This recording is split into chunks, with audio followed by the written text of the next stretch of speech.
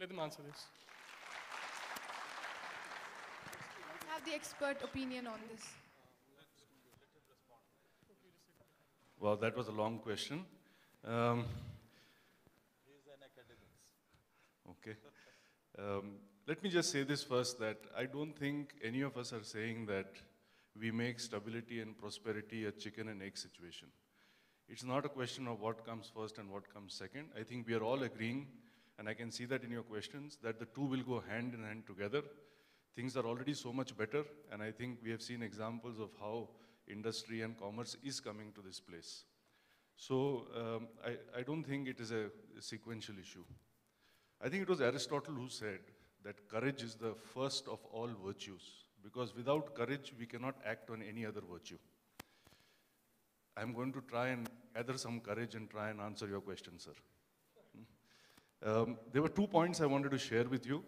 Your question brings to my mind the first of those two, and I want to say I fully agree with you. And I would like to capture your question in one word, and that word is individualization. What that means is we are all individuals. At a superficial level, we have lots in common with each other. But it is what we have in uncommon with others that makes us who we are. Our dreams, our ambitions, our weaknesses, our susceptibilities reside in who we are as distinct from who everyone else is. That is what makes each one of us an individual. I think that is what makes Kashmir, Kashmir. Kashmir is not just your state, it is everybody's state. And from all our points of view, what is more important about Kashmir is not what it has in common with every other state. It is what it has in uncommon. And I think the distinguished gentleman here has just pointed out some aspects of Kashmir that are uncommon. And I just want to say, I think you're very right to point this out. That is where you should specialize, whether it's the handicrafts you talked about, whether it's generating power in a green way. That is what will make Kashmir special. That is what will make Kashmir prosper in the way that only Kashmir can. So I want to say I just fully agree with you.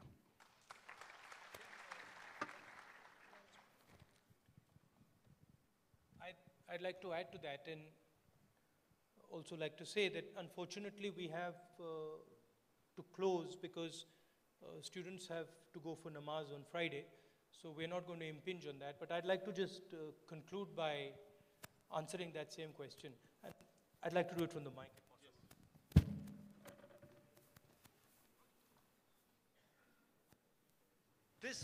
This problem of individuality exists in every single state. Whenever a government makes a policy, it makes policies for large numbers of people. And we find that, for example, our education system, very, very focused on engineering, lawyers, doctors. Today, some youngsters came and saw me doing stuff that is not related at all to engineering. And there is no space for them. So they feel, well, if I'm not an engineer or a doctor, there's nothing. I was just now talking to Mr. Parekh, and he was telling me that our education system is basically not training people for jobs.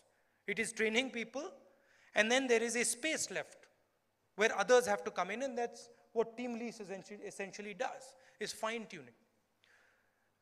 You have great strengths. All Indian states have great strengths. You will only be able to take advantage of these strengths if your voice is heard, if there is a conversation. If there is a conversation, your government will be forced to realize that, look, there is an issue. And what is important is that the conversation doesn't break down. We are not going to solve Jammu and Kashmir or India's problems sitting in this hall. Nobody in this room is naive enough to believe that. I certainly am not. But what we can do is we can start a process where we have a conversation and say, this is not working. And that is working. Let us start doing that. Let us stop doing this. So that is the spirit of this discussion. I'd like to close by thanking all the business leaders who have come here. They have got many important things to do. And they have given us their time, their experience, and their understanding. At the same time, I'd like to thank all the young students in this room. You also have many many interesting and important things to do. So I appreciate that you came here today to listen to these gentlemen. What I want to do is build a partnership that lasts for many years, that lasts our lifetime, and build a partnership that helps Kashmir, Jammu, Ladakh, the rest of the country work together to make people's lives, to build people's futures. Because I'm worried about the future of the youngsters in this room. I want you to have opportunity. I want you to succeed. And I'm ready to help you as much as I can to do that. Thank you once again for coming. All the best. So thank you very much. Of course, because of Juma today, we will not be able to continue. But I can assure you, I will request all these gentlemen to come back again, not all together, but maybe individually. And Rajiv ji was telling that he's coming in December, and I'm going to call him, make him to talk to you much longer. And definitely, I, on behalf of all of you, thank the panel, and especially Rahul ji, to take so much of pain and interest for the university, and we will be always looking forward for more and more support from them. Thank you very much.